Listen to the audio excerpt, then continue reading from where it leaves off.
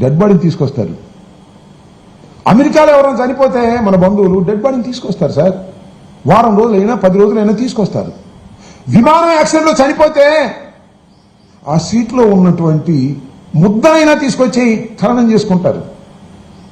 ఆ సీట్లో ఉన్న ఎముకల్ని తీసుకొచ్చి ఖననం చేసుకుంటారు. సాయి కృష్ణ యొక్క బాడీని అప్పచెప్పకోకుండా తల్లి ఆవేదన తీర్చలేదే, ఈ ధర్మమేనా పవన్ కళ్యాణ్ గారు? అదేమంటే క్రిమినలా? అంటే బూడి చేసేసి బూడిని కూడా తల్లికి ఇవ్వకోకుండా, డెడ్ బాడీ ఇవ్వకోకుండా అతన్ని క్రిమినల్ అని చెప్పేసి మీరు మాట్లాడుతున్నారంటే అసలు మానవులేనా మీరేని అడుగుతా ఉన్నా. మానవత్వం ఉందా అని అడుగుతా ఉన్నా. అదేమంటే 14 ఏళ్ల యువతిని రేప్ చేశాడు అంటున్నారు. ఎవరు?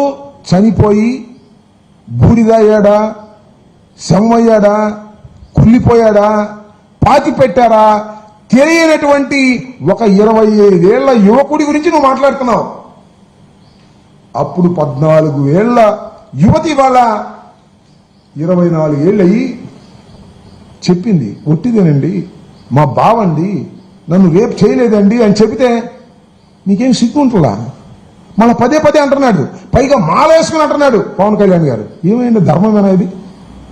డెడ్ బాడీ తల్లి చూడకోకుండా మీరు ఆవేదన చెందుతున్నారే, ఆ ముళ్లపూడి విజయలక్ష్మి గారి ఉసురు కొడితే మీకు చంద్రబాబు నాయుడు గారు, పవన్ కళ్యాణ్ గారు గుర్తుపెట్టుకోమని మనం చేస్తున్నాం.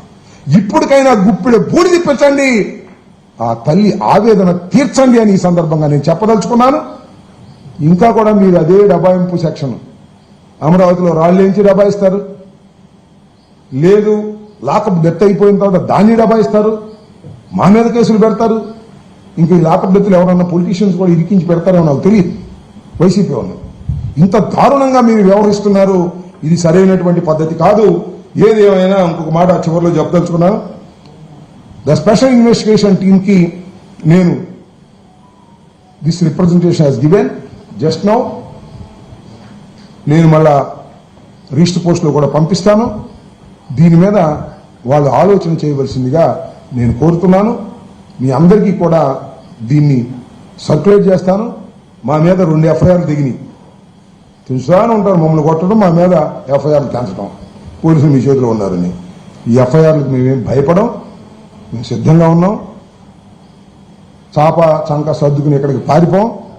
అరెస్ట్ చేసుకోండి, చట్ట ప్రకారం పోరాడతామని కూడా ఈ సందర్భంగా చెప్పదలుచుకున్నాను.